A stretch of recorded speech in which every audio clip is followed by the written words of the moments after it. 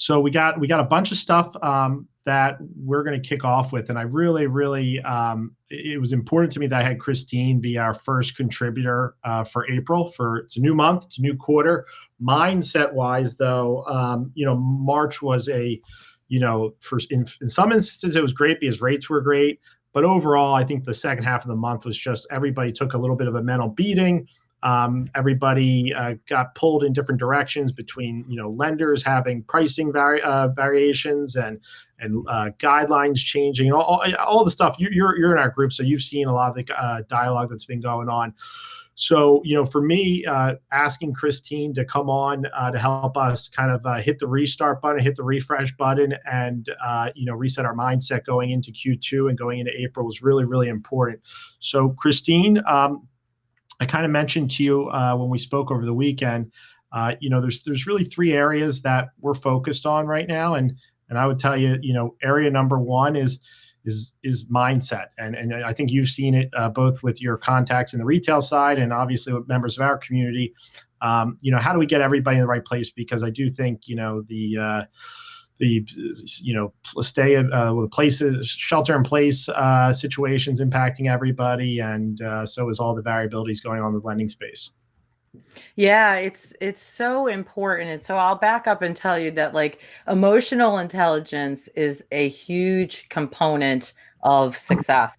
And so a lot of what we do, our tagline at 2020 Vision for Success is emotional awakening through education. So right now there's a lot of things that are playing into the emotional part of our production. And I'm going to tell you that I am one of those people that don't like corny, hokey stuff. So over the years, I'm a wicked tomboy. Over the years, when we would get into the realm of positive mindset, I set out to actually go find real studies and real information about our mindsets and positivity. And I ended up reading about a study with a Dr. Barbara L. Fredericks, who was a university psychologist and teacher for Northern Carolina University. And she did a whole study that's now very famous. She's a famous speaker about how successful people have the ability to choose positivity. And that when they studied successful people, they realized that why they are successful, whether it's innately, it's subconscious. I think a lot of people fall onto this because they naturally have this type of mindset. Yep. And they don't even realize they're doing it.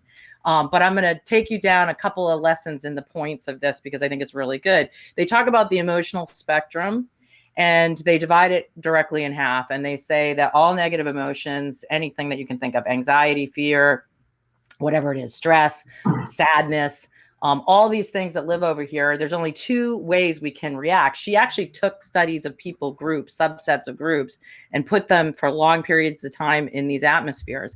In the negative group, they were subjected to all things negative, and they planted people that were negative in the group that were complaining, and they were, they didn't have healthy diets. They didn't have good sleep regimen. They had a lot of factors that contributed. And they found that the reactions, the emotional reaction to those people in the negative realm were fight or flight. And then they did the same thing with the positive realm. So all the people over here that were really staying positive, getting up and reading positive stuff, staying in books like Relentless, which I know you and I love, contributing to what they digest mentally, how they actually are, eating, how they're exercising in the morning. Those people stay in two mindsets, and it's broaden and build. So what's interesting is people like you that are constantly throwing brick and mortar on the pile, people that we see at BAB that are up on the stage, the top producers, if you went underneath the cover to look at what their daily regimens are like, I guarantee you're going to find a lot of this stuff. But the interesting part of this study I'll end with is what they discovered is that we can't control naturally which group we end up in daily because the stuff is coming at us. So you have to choose not to be reactive to your atmospheres. So if you can get past being reactive and you can stay in the proactive mindset, I'm going to get ahead of this. I'm going to set my day in a certain way. I'm going to do certain things in the morning. I'm going to control certain things. It's a choosing to be in the broaden and build mindset. So how do people stay productive right now while we're stuck in our homes and we have these limitations and we have a reaction to our climate and atmosphere? Well, it's to talk about what's in scope and out of scope. So right now, the lesson right now is, what do we control? Well, I would tell you that we can't control the market. We can't control what's happening economically, but we can learn and be educated and listen to our leaders and understand what's happening. And we can then take that information in, and we can control our communication to our clientele, our referral partners, and the people that are there, and help them have the communication. That's a proactive, I'm in control type of successful mechanism. So I would just end, this question by telling you, all the people listening need to understand that there are many things we can control. I got up today and I exercise. I usually go to the gym and lift weights. I can't do that. So I did push-ups and I did sit-ups and I did squats and I did jumping jacks. I did what I could in my bedroom, get my, blood pumping. So what are the choices that you can make right now? What can you control within your worlds that are going to keep you in that positive mindset of building and broadening? Yeah. So that, that's a good point, because I think what that sort of boils down to with what you're saying is that, it's are you a product of your environment, or is your environment a product of you? Because basically what you said there was, hey, listen, you can't control, your atmosphere and what happens to you, or who comes and goes, or the things that are going around you, but you can control how you react to it. That's right. So with that said, what are the things that, that you've observed here over the last 2 weeks from, conversations, and just as somebody that's in our group, that you would say, are things that people need to be more intentional about how they react, or control the way they react to it? Yeah, I think number one, we need to get our news source right now from viable places. We need to choose what we digest. Everybody's on social media. There's a high level of content being put out. We need to make sure what we are reading, consuming, is accurate. There's a lot of rabbit holes right now that we're getting down on social media. I think we have to first start from a place like, choose what you're putting out there. Is the thing that I'm going to post today going to help us all stay on track and get where we need to go? Is this post I'm making right now helpful to others? Yep. Is it going to lead to, understanding something better? Is it going to lead to educating myself better? I mean, we all know the diversity between brokers and retail, and yet I've used a lot of your videos for my retail guys because it's educational, and it covers all of us. It's not just one channel. It's education to all of us. I've been very careful about what I post. I don't want to get in the weeds of political debates right now and the crisis debate and, what's right or wrong. I think there's an ethic debate going on social media, stay in your home, don't stay in your home.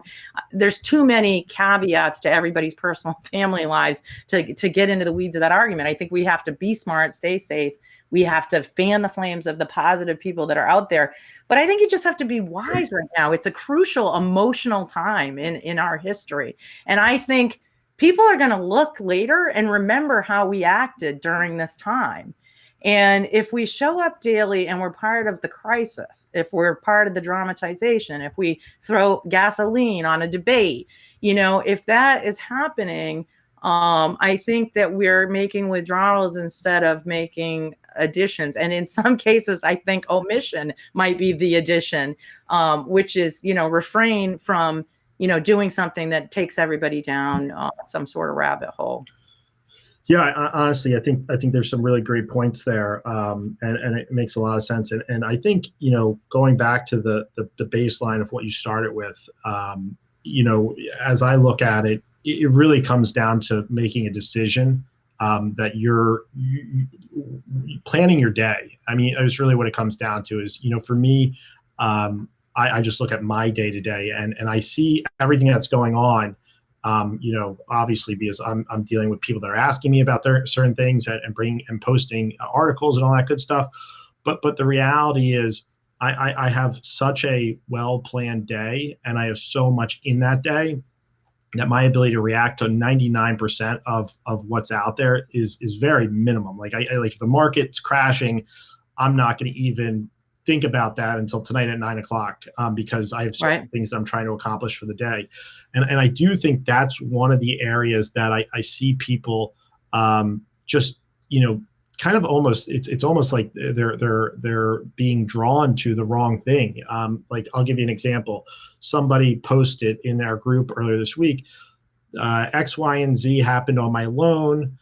The wire's not at the closing, and that's it. And my natural reaction before I even get into anything related to how can I help, is just like, okay, what have you done so far? Like, who have you contacted? Are you just like, did the title company just call you and say the wire's not there, and then you just said, all right, let me go on Facebook and post about this? Or did you call? Did you reach out? Like, what was your response to that? It's like, if somebody has a heart attack in front of you, what are you going to do right there on the spot? Are you going to sit there and say, oh, let me whip out my phone and put this on Facebook? Or are you going to call 911? I mean, like, what's your response? Is it something? Yeah, I mean, for managing salespeople for a very long time that worked with operations people, being partnered to operations people, I want to tell you, like, we're firefighters every day. If somewhere in my career, I had this epiphany where I was having this like emotional, stressful day, and I was like, I'm going about this wrong. Like, I was, measuring the success of my days by, did I have a fire or didn't I have a fire? Well, the first clue that we all need to have is we signed up to be firefighters. You said it yesterday in your video when you said we make a lot of money for what we do, and it shouldn't, it's not easy, it's hard. And so what I would tell you is, I want you to understand that when we do that, we are literally causing a fire alarm. And so what happens when the alarm goes off, or you pull the alarm wrongly, like you put your personal problem out there, and I get it, brokers are better are solving problems for each other's on this page. I see it all the time. What program should I use? That's great. That's sharing. That's helping. That helps you not get all those questions or AIME, and everybody's helpful. But when you truly put a problem up that's more like a complaint, you're pulling a fire alarm. And what happens is everybody that's got a loan with whatever lender you're bitching about, now everybody says, oh my God, is that happening on my loans? And maybe they start emailing their AEs, or they start emailing over there. And now you got this rush of people, this increase of communication. It probably clogs up the communication path for everybody. So I would tell you, like, you gotta act like a firefighter. I always use analogies when I'm teaching, and I say, we never drive by a burning building and the firemen are in a huddle and they're saying, who do you think started this fire? We have this natural inclination as human beings to want to hang people on crosses sometimes before we even put the fire out. While emotions are high, it's not the right thing to do. We got to get the fire out, go back and look what happened. So if you have a firefighter mindset, which we all need to have, that's really truly a leadership mindset. Your problem should be, like, I've had some times this past week where I needed to say some tough stuff to some people that I care about, that I thought were making themselves look bad, who I genuinely care about and think that they're going to have poor business returns by some of the stuff they're doing. I could have chosen to comment on a public Facebook post that probably would have gotten into a debate. Instead, I privately messaged the person and said whatever. So, right now, we have a big enough community here at Brokers Are Better to solve to these problems in ways where we don't throw the fire alarm into the group and whatnot. So, I just think we got to put our smart, heads on right now about how we're pulling some of this stuff. Yeah, I think it goes back to reactive versus proactive. Are you letting something happen to you, or are you proactively putting out your own fires? And that takes me to the next subject that we're going to talk about here, which is time management. Yeah, that's a specific area that I personally don't know, how most originators manage their day. From what I can see, it's kind of all over the place, to be honest with you. So that's an area that I definitely think there's an opportunity to become more efficient, to be straight, to spend more time focused on certain things by not just having 3 screens open and trying to do too many things at once. Yeah, I will tell you that we teach time management. Obviously, we're certified in this area, and there's 5 key components, and I'll share those with everybody. time is the differentiator between true success and people that really struggle with this. As entrepreneurs, a lot of us pick these careers because we don't have to punch a clock, and we want that flexibility, and we have that flexibility. But I always say that doesn't mean I don't put a dentist appointment at 1 o'clock in my midday. I just don't have the time to lose the commuting time, the dental appointment, and then there's a gray matter area of time that's lost getting re-engaged. I am a true believer that we sell in pockets. I understand when I'm selling well and I'm on. And so I try to prolong those periods, because when we get in the pocket, we all know when we want to, ring the theoretical cowbell because we just had a killer call. We need to be self-aware when we're in those moments, because you could spend a day doing that and do a week's worth of sales in that time frame. But a lot of people are not self-aware.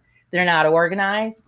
They don't put regulations in their own place. And as entrepreneurs, it starts with you. You're the time clock. So the hardest part, number one, is understanding that you control your time and you have to manage it. And if you don't consciously have a schedule to your business, nobody's running a business without a schedule. We have the luxury of not having a schedule, but I promise you, if you look at the top people, the Todd Bidders, the guys that are killing it, they may not say, yeah, I start at 7 and I end at 9 or whatever. They just go to work and they're starting early and they're ending late. So how much input do you have versus output? If you're not getting what the results you want, it's probably a time facet, number one. Number two is organization. There's a lot of people that's, very disorganized, and they say, oh, it's, this is organized chaos. And I always say BS to that. Like, you have to be organized to run efficiently. Like, the best race teams have efficiency. They know exactly how the engine runs, all the pieces, the team's working together, everything's, going so that you have maximum velocity. Number three is prioritization. So here's a little thing I'll take you down. I promise you this will be a very, very valuable tip. How many times in a day are you asking people for things? Whether it's clients for documentation, whether it's stuff you need from your staff, from your LOAs, from, underwriters, whatever it is, this is a category called do from others. And so there's a whole article that I share from Stephen Covey called The Monkey on Your Back. And it's legitimately a famous article. And it talks about our ability to control our interactions in a time efficient way with other people. And here's where some people really lose in the time management game, is that they do not understand that when they have the conversation with John Smith to collect the documentation, and they say, Mr. Smith, here's your list. I'm going to email it to you. You go over it. Can you get these docs? And they say, sure, I can get these docs. And you say, great. And you check off the box. You needed to call John Smith and get the documentation. You think that that's done, that task is done at that point. And so what I would tell you is that it's not done at that point. When it's done is when you have the ability to absolutely set a time and an ownership to the documents you need back. So the conversation should end every time you're asking for stuff. It should end with, Mr. Smith, that's great that you can get these documents. When can you get them for me? And he says, well, I should be able to go home tonight and I'll have them to you by noon tomorrow. And you say, great. Okay, so around 1 o'clock tomorrow, if I don't see them, I'm going to give you a call. And tomorrow on your day timer, you're writing due from others, John Smith, 1 p.m. Now I'm going to tell you, I have today about 38 due from others things that I looked at when I sat down this morning. I know because I have an electronic calendar and I have a due from others category. Here's what happens when you begin to treat people with time management is everyone on my list knows that I will come to them at a certain time, and I have 2 spots in my calendar. If I don't see what is owed to me today, I'm going to say, hey, this thing's due today. But that doesn't happen. You know why? Everybody that works with me knows that if they say they're going to get it to me for Thursday, it's written on Thursday. So if you can control your due from others in a better way by time stamping the conversation, here's the other thing it does, is it lessens butting of heads. If you say to John Smith, great, you can give me the documentation, you hang up, tomorrow you might be like, where's this documentation? He's thinking he had till the weekend. There's a misunderstanding from missing words. You call him and say, hey, where's the documentation? And he says, I am not able to get to it today because I've been working. So, it can cause communication issues too. So just one little thing, put due from others on there. The last thing I'm going to tell you on the points with time management is to extrapolate all of your personal stuff to a different category. If you're going to work efficiently and do time management, your personal stuff should be in a realm. I do all my personal stuff on the weekends. I do it in the evenings, maybe really early. There are days I got to set an alarm for 4:30 in the morning to do gym time because of my commute with my son. That's a personal thing I do for myself.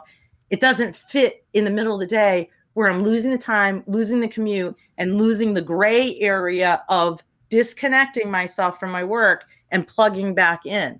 So efficiency, priority, organization, our ability to collect what's due to us from others, and obviously extracting our personal stuff that's disruptive from our time management. All of that will contribute to the output that you get from there. So, and those are really, that's really strong points and guidance for everybody listening. So the last item that we talked about for today is really, first thing was mindset. Second thing was time management. Third thing is goals and priorities, and obviously that's what's going to dictate your time management. So on that side of things, and goals can be such, like, people put them in such a lofty position. So maybe we just focus on priorities. But how do you look at that from the perspective of a loan officer and seeing, kind of where they're spending their time and what is important to them and what should be important to them? Yeah. So I'm a really big proponent of goal setting. And the very first thing you do if you work with us is you write a business plan and set goals. Now, I'm going to tell you, everybody writes business plans and everybody makes New Year's resolutions. But the percentage, the 40% that's killing it with execution and hitting those goals have a few components that are happening along the line. First of all, you have to start from a belief place that you understand what goal setting does. So for instance, when I was an executive sales leader, I had 500 loan officers at one point that I was collecting individual forecasts from, annualized. We would get them for a quarter at a time, and we had accountability partnership checking on a monthly basis. We do the same thing here for 2020 Vision. Everybody coaching with us has planning and accountability. We have a full-time coach for that. They put their numbers in, what they're going to do for volume, what they're going to do for units, what they're going to earn. And there's a check-in point. There's a weigh-in that occurs within the first 5 days of every calendar month. Why do we do that? Is that there is literally 25 to 40% that you're leaving on the table. If you're a broker with loan officers reporting to you right now and you're not collecting a forecast, you're leaving that on the table. Why? Because I'm going to do more if I have a weigh-in coming. So I want to just give you a little bit of statistics so that you understand and get into the belief system of the why. Harvard University did a study where their graduating MBA class of 1974 was able to participate in a voluntary exercise to say what their earnings would be in 20 years. The 94 class pulled that out. They looked at it. They looked at the total wealth of the class. And there was only 13% of the Harvard University that actually did the study, that actually volunteered to put their numbers down, probably because a lot of people didn't want to be held accountable. But that 13% represented those people that like accountability. That's my guys that come to coaching and they're like, push me. They want to be pushed. They want that high accountability. Those guys represented more than 80% of the wealth 20 years later of the whole class. And so that study is very famous. But what it said in the underlying parts is that did we believe that the 13% that did the voluntary exercise had it easier? What was the magic in those numbers that they got to that wealth? They were actually given surveys, and what they said was that they knew they were going to be studied in 20 years, held accountable. So when they went through divorce, death, illness, disruption, they recovered faster. They told themselves mentally, someone's going to be checking on me and I've got to recover faster. So this is what I say about goal setting. First of all, you cannot run a marathon without a finish line. People that are running marathons, there's this really cool thing I love to share is when they train, they actually reserve fuel. So in the 20th mile, they begin to increase the pace of their mile to the finish line. And so what's exciting to me about that, and phenomenal, because obviously many of us would be dead on the 5th mile, is that you have people that know that this is the distance from point A to point B, and they reserve some energy in the tank. Goal setting is exactly the same way.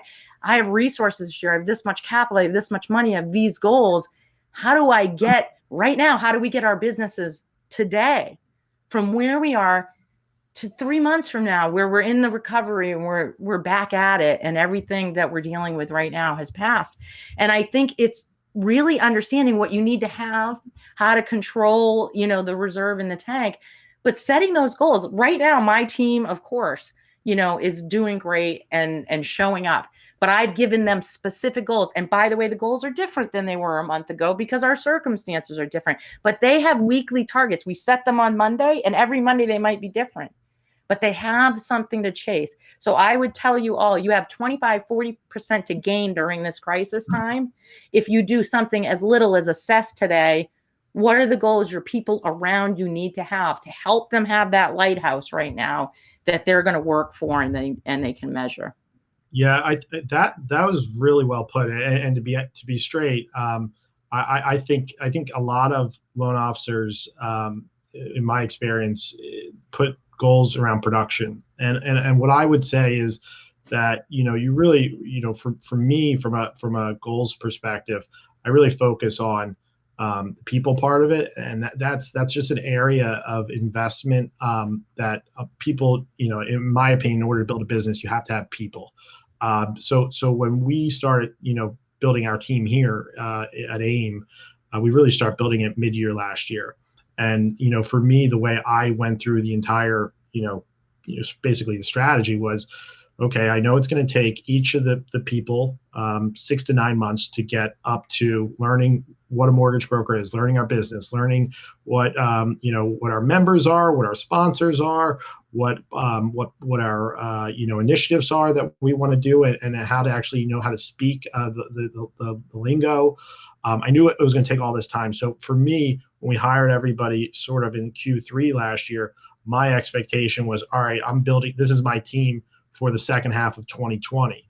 And I'm more or less looking at that as we're going to build all of our planning over the next 6 months on very light stuff, things that are not necessarily going to be game changers or heavy lifting. But if they get through this, we'll be able to quadruple our velocity and do all those things in the second half of next year. So, right now I see a lot of people talking about, hiring and training and doing all that. And to me, a lot of people look at it, I'm going to go recruit an existing LOA, or I'm going to go get an existing person and bring them in.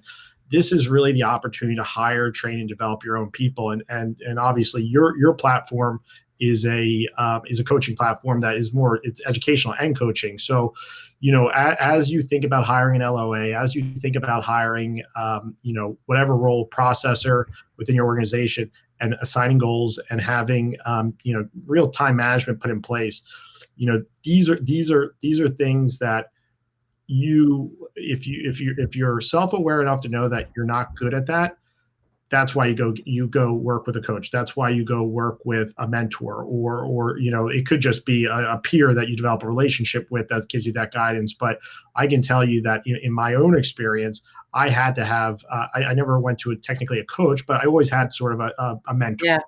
And as independents, we don't have the luxury of having a mentor because we're small businesses. So that's one of my biggest recommendations is if you think about the greatest athletes in the world, you think about the greatest minds in the world, almost all of these people have trainers and coaches. And it's a profession that's gotten a bad name, I think, because some people early on that got involved in coaching really didn't do it a proper service.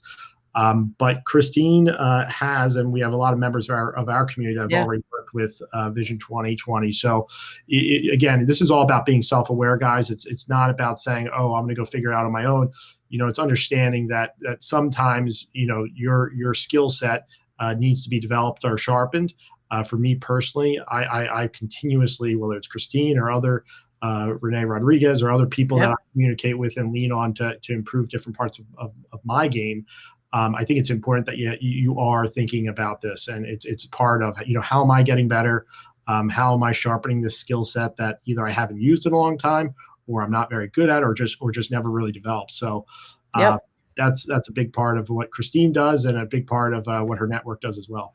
Yeah, thank you. And I have a coach. I would tell you that if you believe in that athletic mentality, I went to college for sports medicine. So I don't know how I ended up in banking. I was working part-time for a credit union, and I was an understudy to an LO and caught the bug. I mean, we all got into it sideways, but you're exactly right. I pray to that athletic mindset, and I know, one, I can't see my blind spots, and two, that weigh-in, that accountability that's coming every 2 weeks for me helps me do what I just said in the Harvard University study. It makes me recover faster when I'm having bad days. It makes me stay on point. It makes me accountable to, send that information. I'll only add, and I don't want this to sound at all spammy, but I do want anyone that's listening to know that we are the true, mortgage origination management type of coaching company. We have a staff of 8 other elite coaches. And so people that are working with us are able to use all of the staff of coaches. And we have financial forensics coaches that are specific to mortgage. And so where that really is cool is, like, let's say, building a P&L is a struggle for you, or staying on the P&L, or you're having issues with your P&L. We can actually do like a coaching that's specific with a financial forensic coach that will not tell you what to do, but help you understand what you should be looking at and how to get to that profitable level. So that's just as an example. We have peak performance coaches in the area of health and wellness, growth sales coaches that are specific to that. And just basically a very large menu. We're built to scale, which is, I know why, Anthony, you picked us, as one of your coaches, is you guys are big. And we wanted to be able to have that. So we've built an entire Brokers Are Better, location. And so it's really cool. So it's a great community of people, and we're working with a lot of great brokers already. So thank you. And I think the big thing for today, guys, is we're entering a new month. We're entering a new quarter.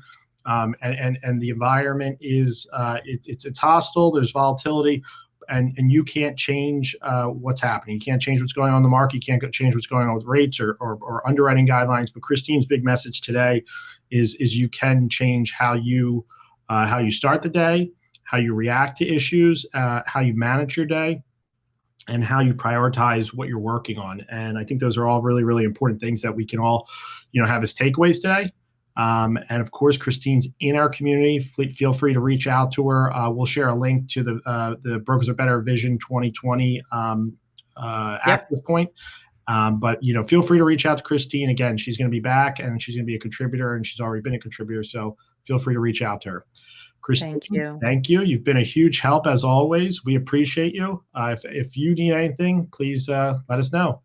Yeah, well, I'm following you guys, so I'll follow your lead, Anthony. And great, I know you don't need more compliments. This group loves you, and that's shown. But I want to thank you on behalf of 2020 as well, because we are using your leadership as a wide, broad resource for all of our professionals, both in Brokers Are Better and in retail. Your messages are very helpful for us. So thank you, and keep up the great work. Well, we appreciate it, and looking forward to more contributions for you here in the near future.